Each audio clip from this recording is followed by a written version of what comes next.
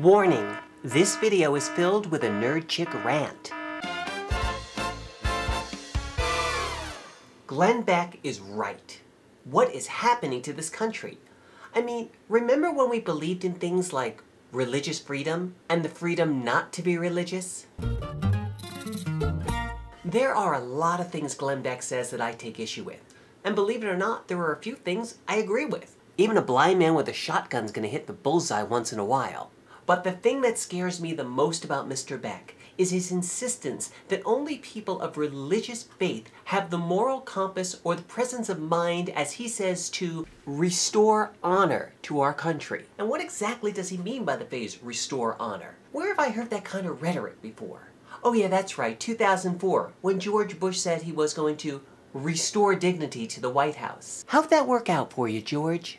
All I'm saying is just because you're a person of religious faith doesn't mean you have the moral compass. Al-Qaeda are people of religious faith. The Crusades were people of religious faith. And although I promise you I am not comparing the two men together, yes, Adolf Hitler was a man of religious faith. Look, I'm all for faith and truly admire those who have a strong faith and find solace in their lives because of that faith. But to say we must all go back to our churches, our synagogues, our mosques, or whatever religious institution you believe in order to put this country back on track, well, that bothers me. How about faith in what you just believe to be right?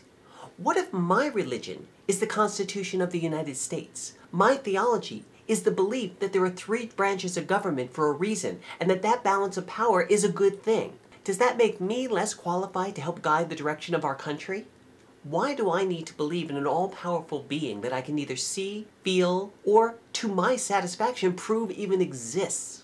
And more importantly, how do we even decide which religious faith is correct? A radical Islamist believes just as strongly that Allah supports him in all of his endeavors as a Christian fundamentalist believes that God supports them in all of theirs.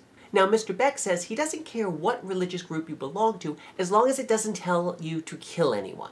Almost all religions have somewhere referenced in their doctrines the call for destruction, killing, or casting out of some other group. So to say one or the other has a moral high ground is pretty much unfounded. Let's face it, if two religions in their ultimate goals have diametrically opposed goals, one of them is going to win out, which means possibly somewhere in there was a flawed belief in God. Now imagine that with multitudes of religions. That's why we have separation of church and state in this country.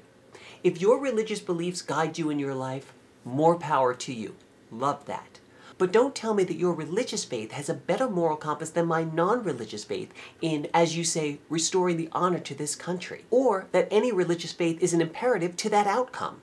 Yes, I think that after 8 years of the Bush administration, we still have many places where we need to, if you want to call it, restore honor to this country. And yes, I even agree that President Obama has not lived up to all of his promise. But I'm still pretty proud of this country. And while not perfect, I still put more faith in the Constitution, which we at least admit was written by men to govern a country, than some doctrine which we're asked to take on faith was written by some deity that we could never know. I think people like Glenn Beck, while possibly well-meaning, are dangerous. The fact that he expects damage done over 8 years and 2 wars to be miraculously cured in under 2 years is, quite frankly, silly. And while he accuses people like me of being elitist, he places himself in a position of moral high ground, trying to simplify everything into black and white, right or wrong, good or bad.